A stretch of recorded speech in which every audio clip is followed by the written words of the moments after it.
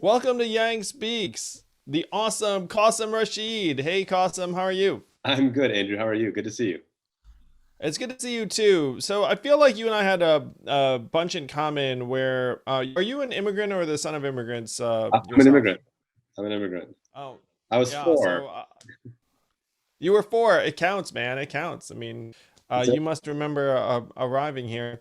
But the other thing we have in common is that we both have a legal background. Though you became a civil rights lawyer and community activist, whereas I did something much more soul sucking for 5 months. I did the corporate law thing for a couple of years because you need the paycheck to pay your student loans. But you're right, it can be soul sucking if it's not the right fit for you, and that's what helped me make the ultimate jump to civil rights and human rights work full time.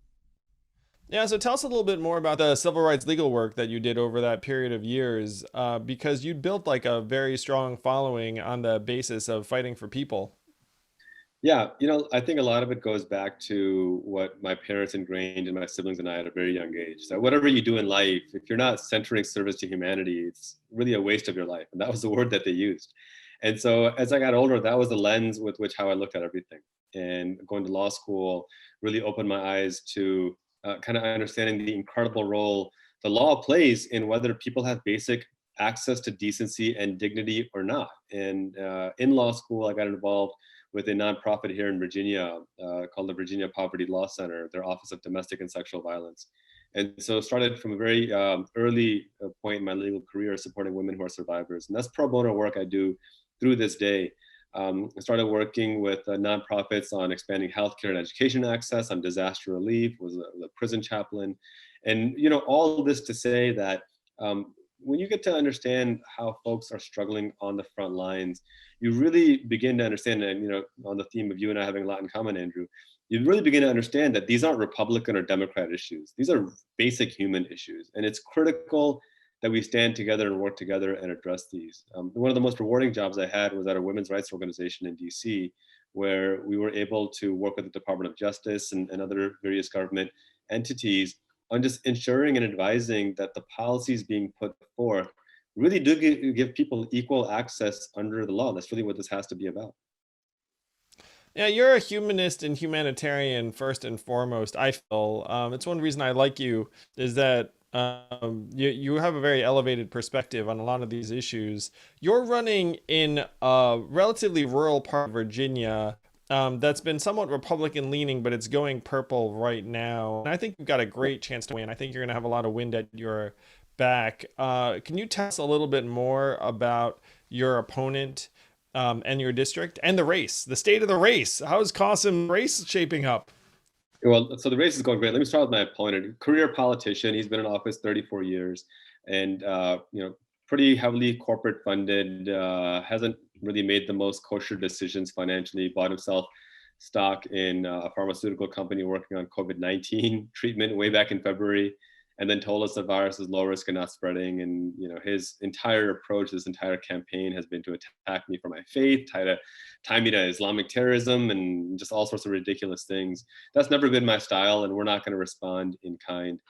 This is a district, if you visit Virginia, you get to really see Southern hospitality. And this is a district where people really enjoy being in each other's company. They enjoy, talking to complete strangers. And there's this sense of civility and I think honor and dignity in the folks here that I've seen, where even if you are from a different perspective or different faith or different racial background, you're treated with a lot of respect. And I've really enjoyed that about living in Virginia and raising our children here.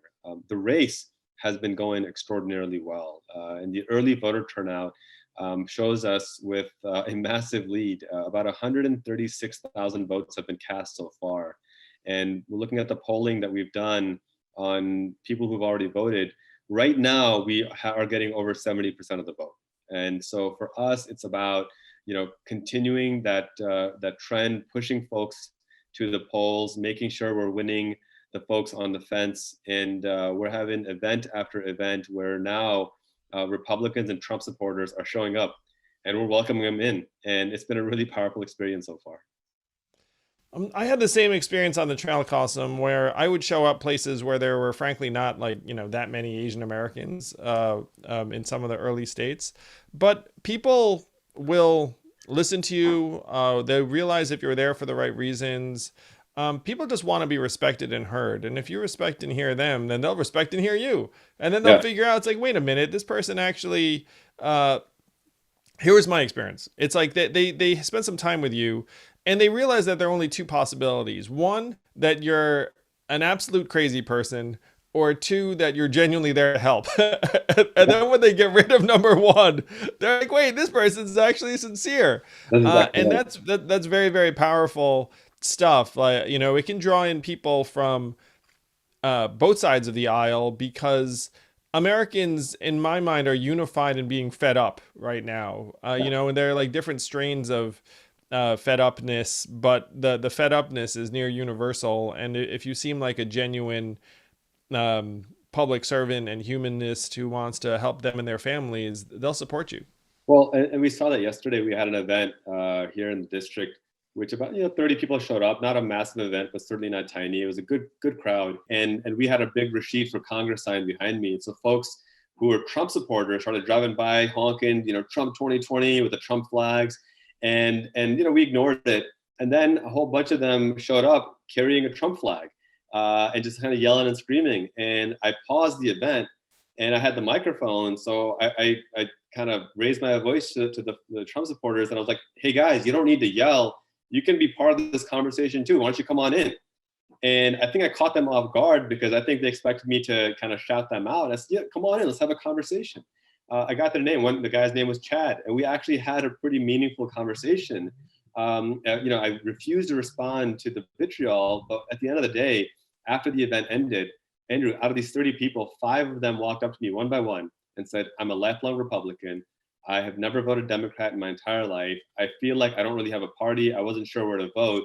But now, after seeing the way you treat people, even if they disagree with you, you've got my vote." And I'm like, that's brilliant because that's exactly Yeah. what I'm trying to build.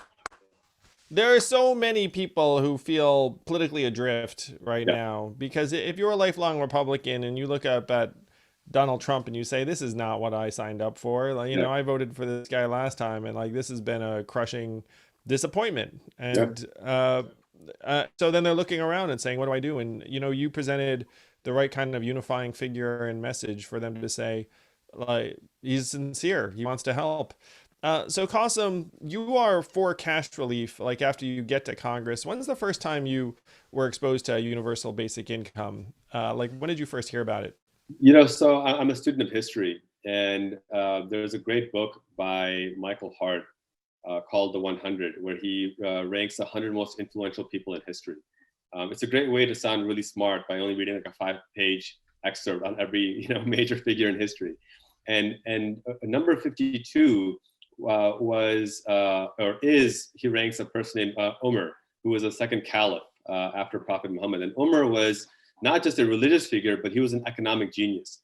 And he introduced this concept of UBI about 1400 years ago to the Arabian Peninsula and to the Islamic Empire at that time. And it was designed to be exactly that, a guaranteed form of cash payments to working families to ensure that they could have a basic level of livelihood, and it helped ignite the economy. And that's actually why Dr. Michael Hart ranks him as number 52 because of his economic genius, and that was one of them. So for me, this principle is something that I was fortunate to be exposed to at an early age.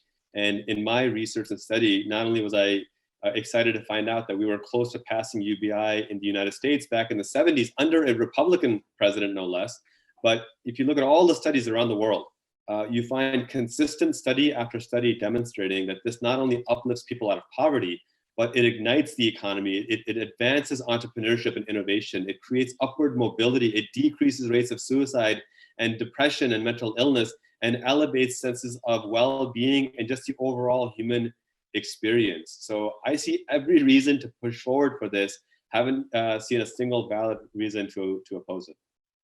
Yes, and you're exactly the person who's going to help us pass this thing when we get you into Right. Congress, and we'll all be around and say, well, what do we do to restore a path forward for millions of Americans, but also to reconstitute a sense of public trust. I've run organizations, and it's very hard to just go around asking people for their buy-in or their trust or their confidence unless you actually step forward yourself and invest in them. Like if we as a society say, look, everyone has intrinsic value, your kids have value, you matter, and we're not just going to bullshit you and talk about it. Like we're actually going to put our money where our mouth is. Like that is actually the transformative change that people will respond to, because Yeah. they're just used to people talking to them and not doing anything. And then if you actually do something that meaningfully impacts and improves their life, then it's a game changer, and we can make it happen. Like you're going to be one of the people that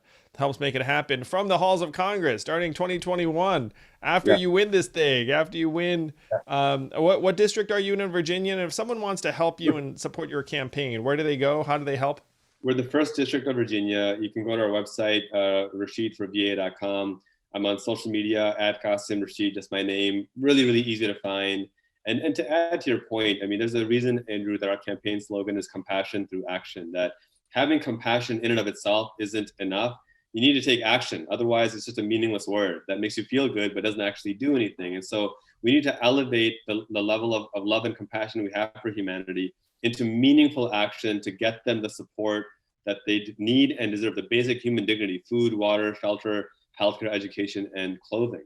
And for those who want to get involved in our kind of a campaign, I don't care what side of the political aisle you are on, if these values matter to you, check us out, rashidforva.com. Send us an email to organizing@rashidforva.com, and we will get you on board. Yes, they will get you on board. I love it. And you're beyond a humanist and humanitarian. You're like a thinker and doer. And I love the doer part because you're right. The only thing that makes me feel better about a problem is doing something about it. And we just need more Americans to have that same approach, because things suck right now. But if we all did something about it, we could improve things pretty quickly. And one thing you can do that's very straightforward is help candidates like Qasim get into Congress, where they can actually start pushing the laws of the land in the right direction. Thank you, Qasim.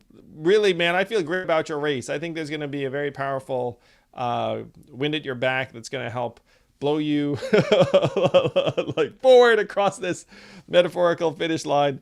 And you're just getting started. It's awesome. Thank you, man. Good to be here. Good to chat with you. Thank you for listening in. I hope you enjoyed this conversation. If you did, please do subscribe to Yang Speaks and click on notifications so we can let you know every time we have a new episode.